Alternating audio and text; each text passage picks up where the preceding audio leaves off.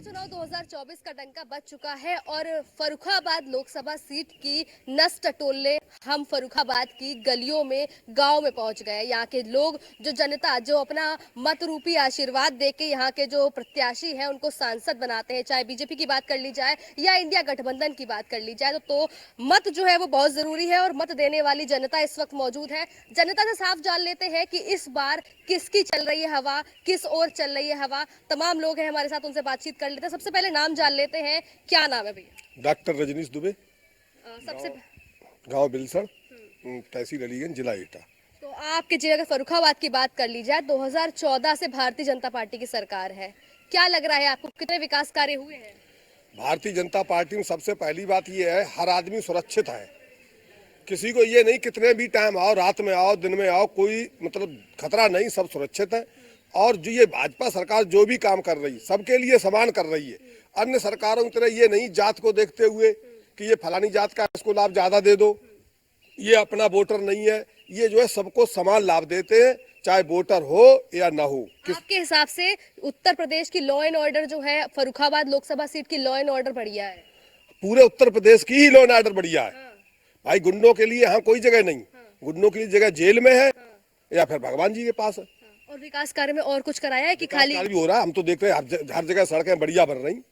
अभी हम चल के आए, हमें तो नहीं सड़क बढ़िया दिखी। तो ये बनेगी, अभी हम देख रहे हैं गिट्टी पड़ रही है, सब काम हो रहा है। सांसद जी ने आश्वासन दिया है कि हाँ ये जो है लोकसभा इलेक्शन वोट पड़ने से पहले बिल्कुल सही हो जाएगी। महिलाएं सुरक्षित है, महिलाएं, हर आदमी सुरक्षित है, बढ़िया अपने धंधे की रहे, गुंडागर्दी खत्म है। सबसे बड़ी बात यह है, चाहे हिंदू हो या मुसलमान हो, कोई भी जात का हो, जातवाद नहीं है। अगर आपके लिए कोई, आप पात्र हैं किसी चीज के लिए, तो आपको वो चीज मिलेगी। तो आपका वोट किधर जा रहा है? हमारा भाजपा में जाएगा, खुला।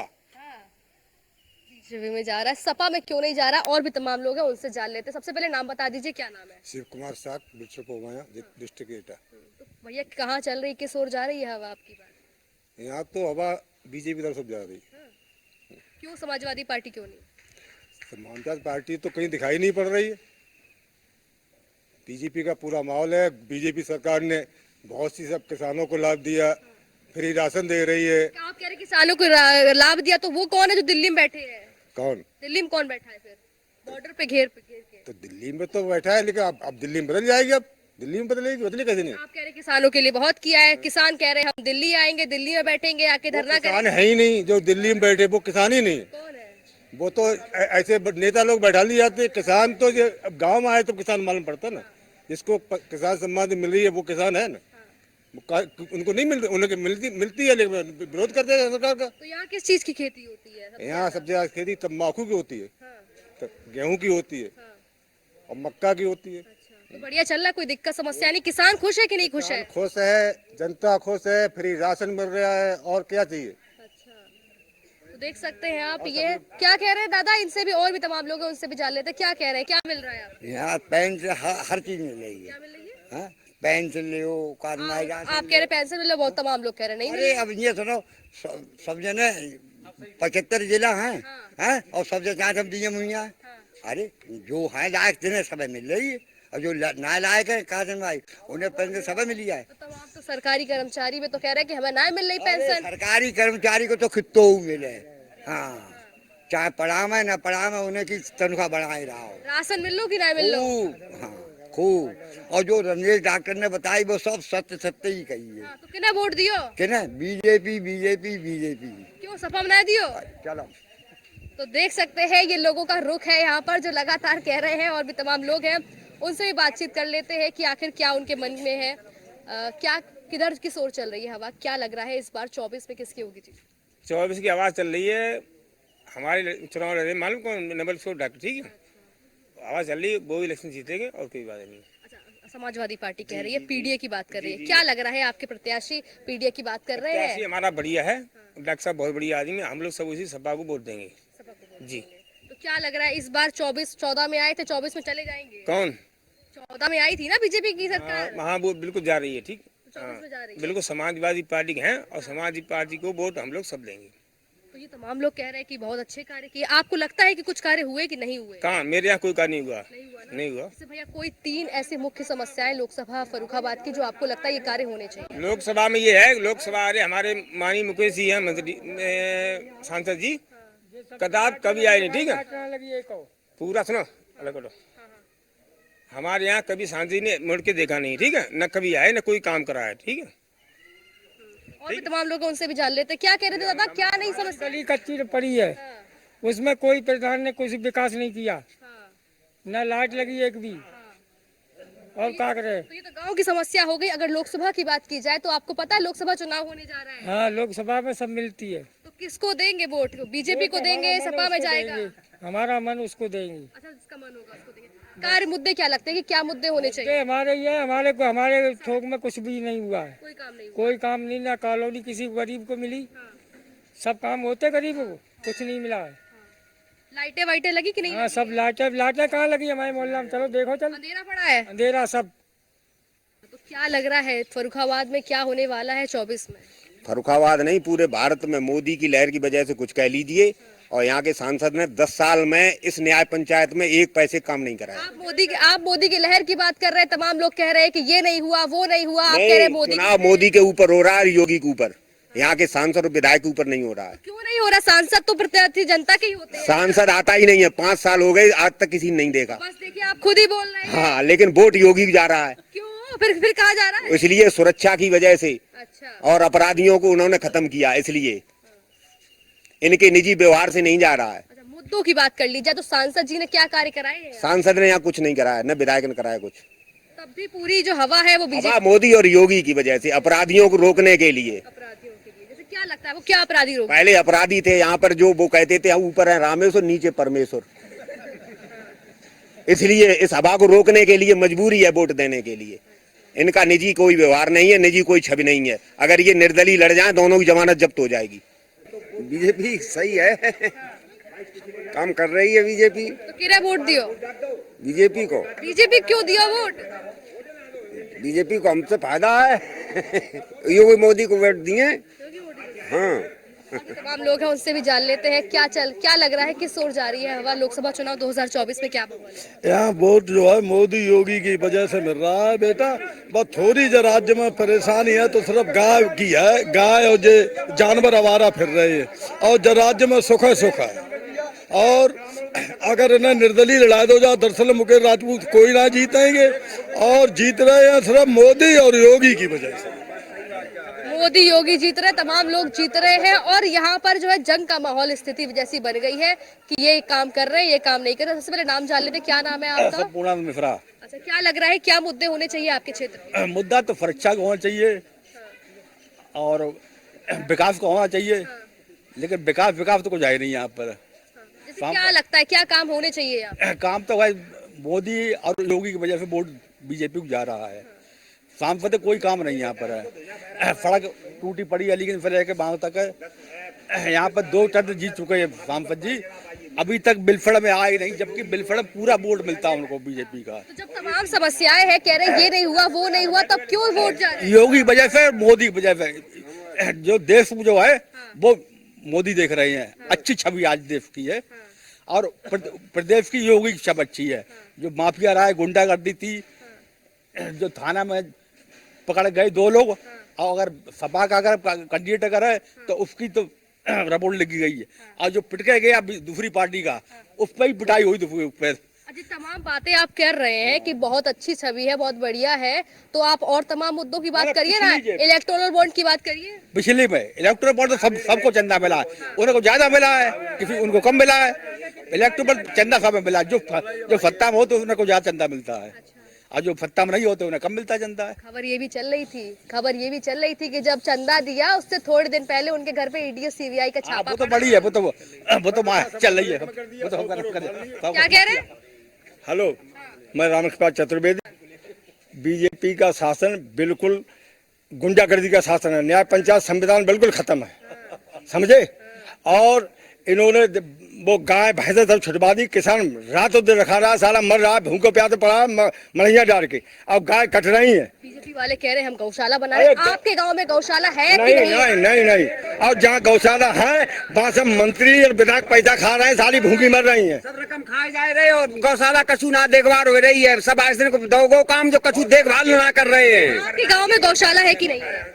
हमारे गांव में गौशाला है, वो सब खाइए और हमारे गांव में आइए ना, सब गैया सब फिरती हैं, घूमती हैं। दूसरी बात यह है जो ये मशीन से चुनाव करा रहे हैं, ये ईमानदार है तो कम से कम पर्ची तो बक्सा में डाले। 2024 में ईमानदारी से अगर वोट गिने जाए तो मोदी रसातल में चले जाए, बिल्कुल हार जाएंगे। और इस चीज पर तो मुकेश अंबानी बीजेपी का नेता जीत ही नहीं सकता, किसी कीमत में नहीं जीतेगा। मुख्यमंत्री के दफ्तर में रोजाना हलो हलो करते रहते हैं, हाँ हाँ होती रहती, काम कुछ नहीं हो रहा है, खाली ड्रामा है, तमाम लखनऊ कह रहे हैं हम तो जनता सब दरबार ड्रामा।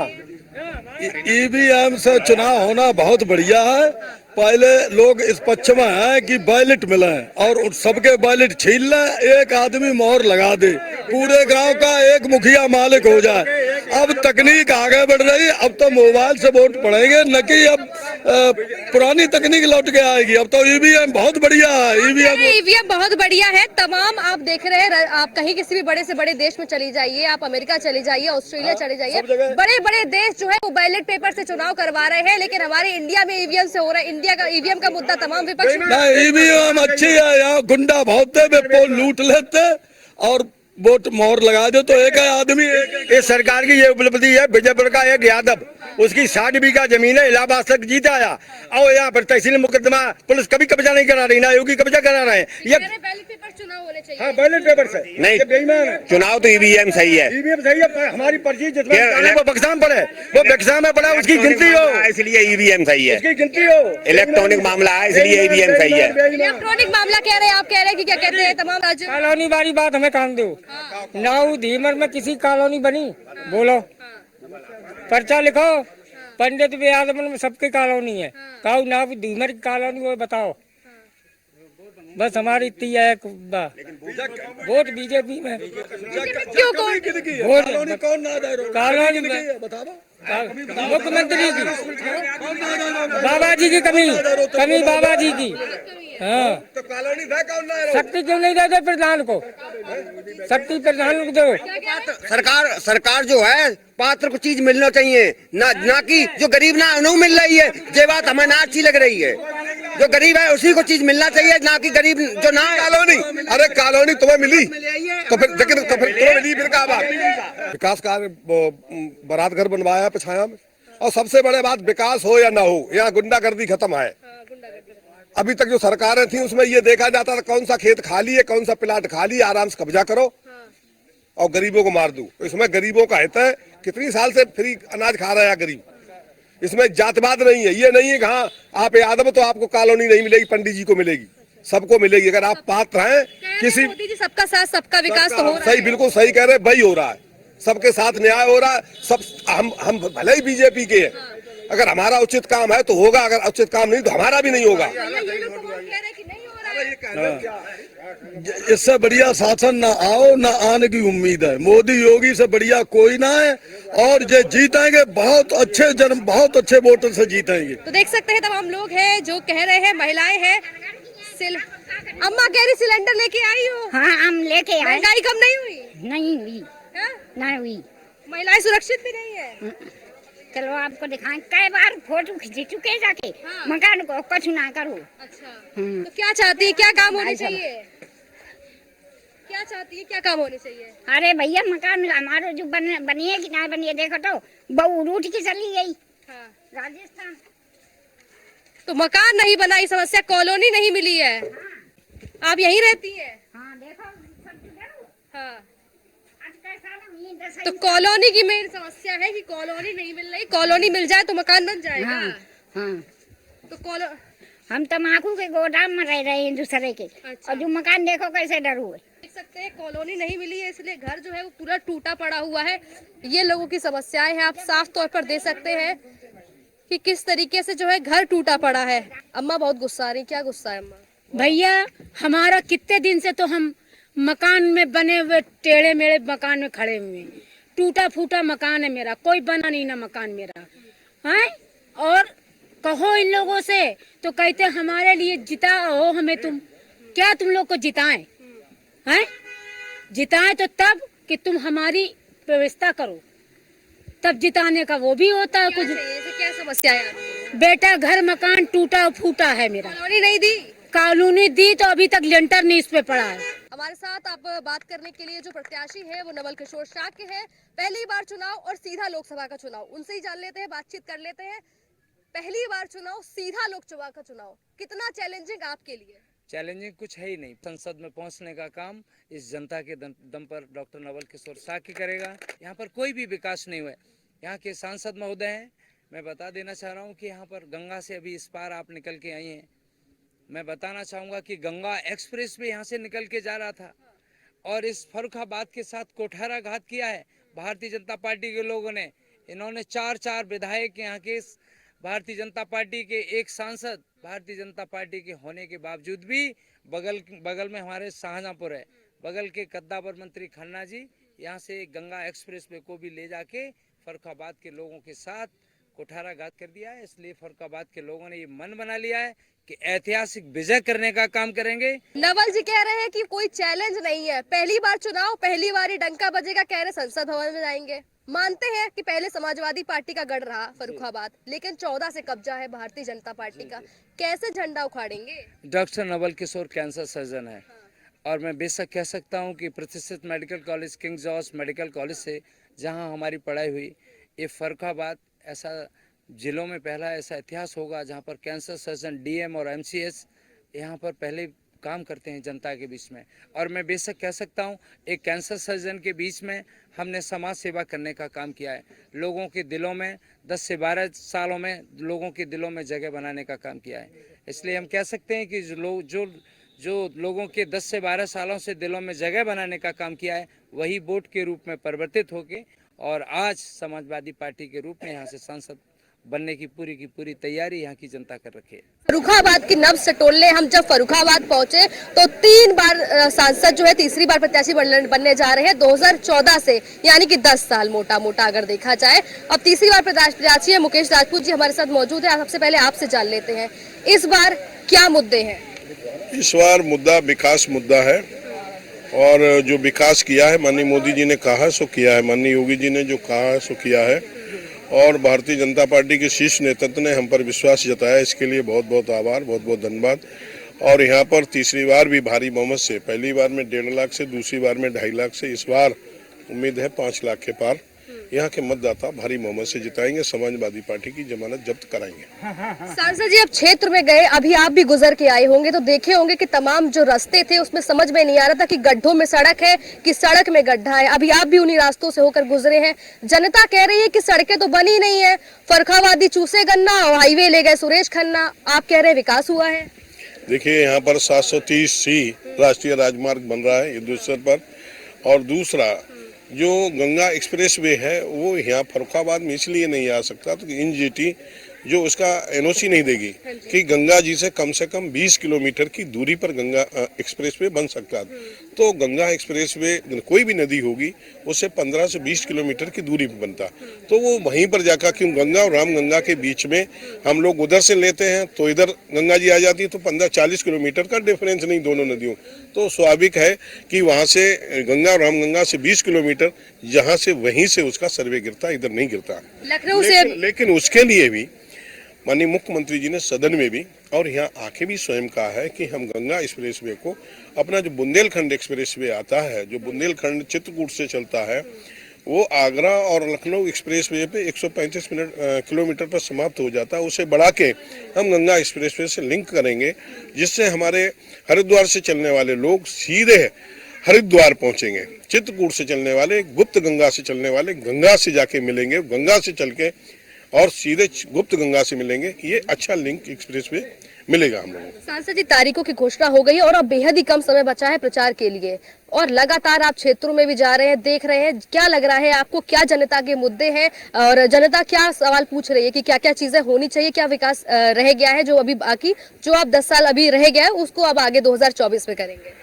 2024 में करने के लिए तो हमारे लिए फर्रुखाबाद जनपद में कई है। मुख्य रूप से हम चाहते हैं ये लिंक एक्सप्रेसवे हमारे कार्यकाल में और जो 5 वर्ष है, इस 5 वर्ष में हम लिंक एक्सप्रेसवे चित्रकूट को गंगा एक्सप्रेसवे से जोड़ने, दूसरा फर्रुखाबाद जनपद को नाम जो हम इसे पंचाल नगर, क्योंकि यहाँ फर्रुखाबाद नगर फर्रुख सियर जो दिल्ली के शासक थे उनके नाम से फर्रुखाबाद नगर रखा। इसका कोई अपना इतिहास नहीं है। और हमारे यहाँ राजा द्रुपद की कंपिल राजधानी रहा है। यहाँ से द्रौपदी हुई, उनका स्वयंवर यहाँ हुआ, तो ये इसको पांचाल नगर, पंचाली के नाम से पांचाल नगर रखा जाए तो हमारे यहाँ के नौजवान भी अपने को गौरवान्वित महसूस करेंगे और अपने इतिहास को जानेंगे भी।